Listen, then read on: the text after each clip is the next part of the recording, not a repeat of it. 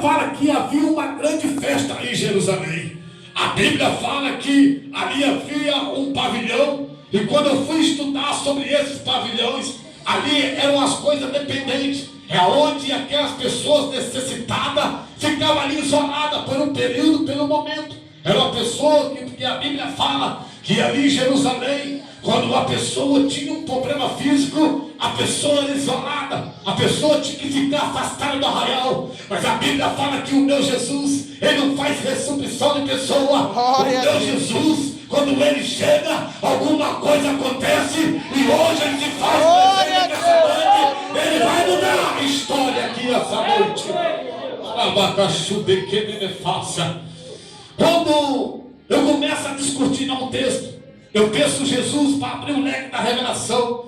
Deus começa a abrir a revelação desse texto. A Bíblia fala que havia uma grande festa. A Bíblia fala também que havia um paralítico 38 anos na beira do caminho. Nós lemos aqui essa noite que havia um paralítico 38 anos na beira do caminho. É 38 anos, meus amados. Não é 38 dias, não é 38 horas, é 38 anos parado no mesmo lugar, à procura de um ombro amigo. Agora você entra dentro do texto comigo, na minha imaginação de pregador aqui essa noite. Imagina quantas palavras de maldição aquele paralítico escutou ali naquela hora. Imagina quantas palavras ao contrário, quantas palavras de desânimo daquele paralítico escutou ali na mesma hora. Eu penso agora que a minha mente de pregador, talvez estavam os primos dele ali do lado dele, talvez estavam os melhores colegas dele ali do lado dele. Tu não vai chegar a lugar nenhum, tu não vai chegar até a festa. Mas deixa eu falar com você que essa noite, larga de você ser egoísta.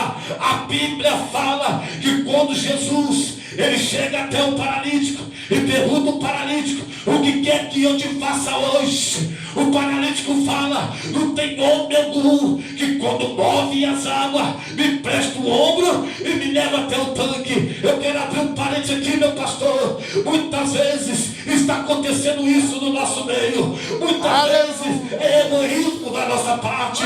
Quantas vezes que nós saímos da nossa casa e passamos na beira do caminho e vimos um paralítico caído no chão, e sequer se presta o ombro, o paralítico, para trazer ele para a festa. Deixa eu falar com você essa noite: empreste o teu ombro para o paralítico vir até a festa, porque você não é dono da festa.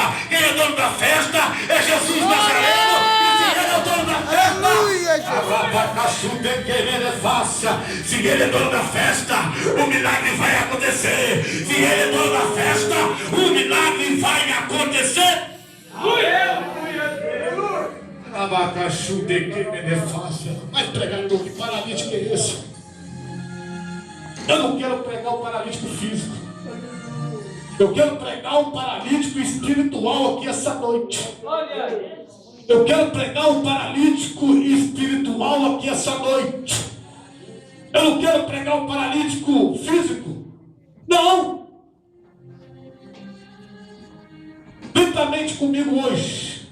Será que na sua casa, eu não sei aonde você mora, mas será que na sua casa, até chegar aqui na festa, será que você não encontrou com nenhum paralítico aí na beira do caminho? Não, meu amado, meu amado. Será que você não encontrou com nenhum cachaceiro, com nenhum daquele que ainda está viciado no crack, na cocaína, na heroína, no cigarro, na prostituição? Ei, larga de você ser egoísta, traz um paralítico para a festa, porque o dono da festa ele faz presente, e é ele que é o dono do milagre.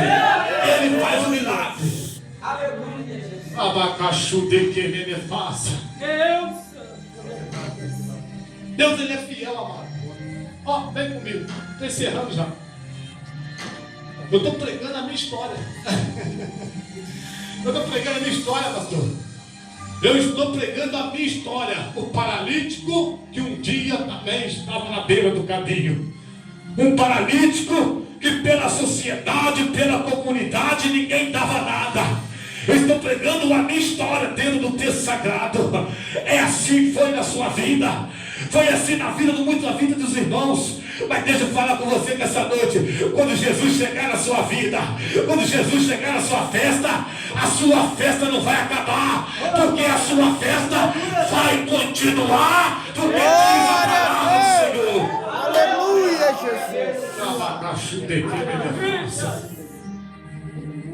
Um ditado aí que você não vai chegar a lugar nenhum, não é? Tem um ditado aí na rua aí, mas tu não vai chegar a lugar nenhum. O teu ministério vai ser fracassado. Tu não vai passar do membro de banco. Ei, deixa eu falar com você que essa noite, quando ele chama, está chamado. Quando ele decreta, está decretado. Quando ele assina, está assinado. Quando ele levanta, está levantado. Essa noite Deus manda falar contigo.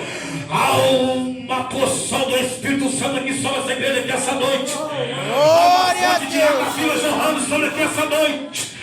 Beba essa noite que é de graça.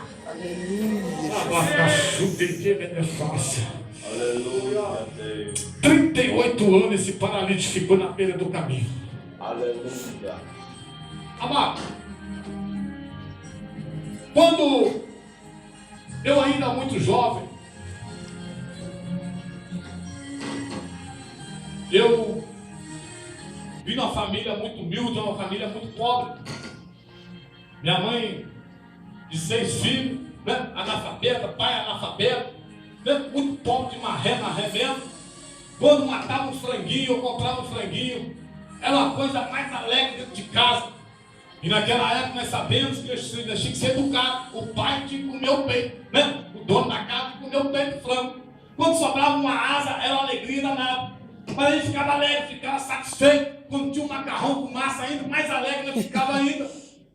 Então, amados, quando o tempo foi passando, o meu pai, ele tinha um demônio chamado Enxumirim. E quando esse demônio incorporava sobre a vida dele, a intenção dele era acabar com a minha vida e acabar com a minha vida.